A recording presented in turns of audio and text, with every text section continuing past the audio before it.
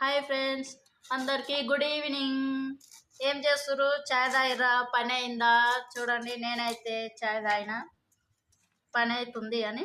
ఇంకో రేపటికైతే క్యాబేజీ, ఇంకేమంటారు, గోపిగడ్డ కోసి పెట్టుకుంటున్నా.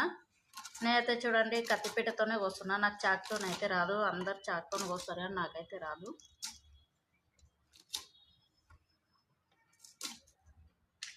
చూడండి, ఊళ్ళో అయితే, ఊళ్ళకు సిటీకి తేడా ఏంటో చెప్పాలండి.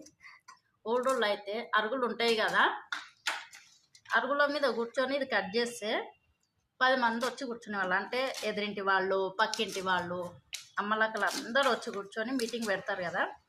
ఇది కోసేలేకపోయి కూర ఇట్లా ఏమేమి వేయాలి, ఏది వేస్తే మంచి ఉంటుందో అందరూ చెప్పేవాళ్ళు. అంటే శనగపప్పు వేస్తే బాగుంటుందా, పెసరపప్పు వేస్తే బాగుంటుందా? మీరు కూడా కామెంట్ సెక్షన్లో కామెంట్ చేయండి.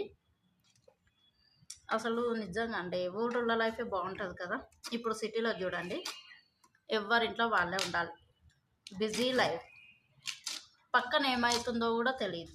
అదే ఊరు అయితే చివర ఏమవుతుందో, అక్కడ ఒక ఆమె వచ్చిందంటే ఊళ్ళో మొత్తం ఎవరింట్లో ఏం జరుగుతుందో అన్నీ చెప్పేది కదా అండి. సిటీలో పక్కన ఏం జరుగుతుందో కూడా పట్టించుకో, ఎవరింట్లో వాళ్ళే ఉంటారు.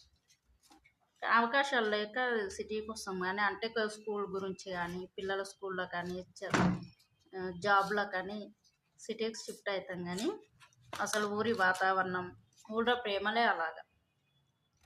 ఇక్కడ సిటీలలో ఎవరు మాట్లాడేటోళ్ళు లేక ఫోన్లకు అలవాటు అయిపోతాం. ఊళ్ళో పిల్లలు అయితే ఏం చేస్తారు అంటే, సాయంత్రం స్కూల్ నుంచి రాగానే ఊళ్ళో పిల్లలు ఆటలు ఉంటాయి కదా, ఆటలు ఆడుకునేవాళ్ళు. కానీ ఇప్పుడు అలా లేదు. స్కూల్కి వెళ్ళి రాగానే ఫోన్ చూడడం, ఫోన్ వల్ల కళ్ళు పోవడం, సైట్ రావడం, హెల్త్ ఇష్యూస్. ఊళ్ళో అయితే ఎక్సర్సైజ్ బాగుండేది.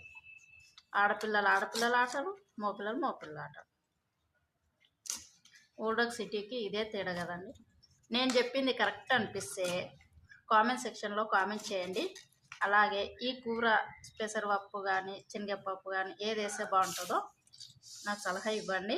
ఓకేనా ఫ్రెండ్స్? బాయ్ మరి.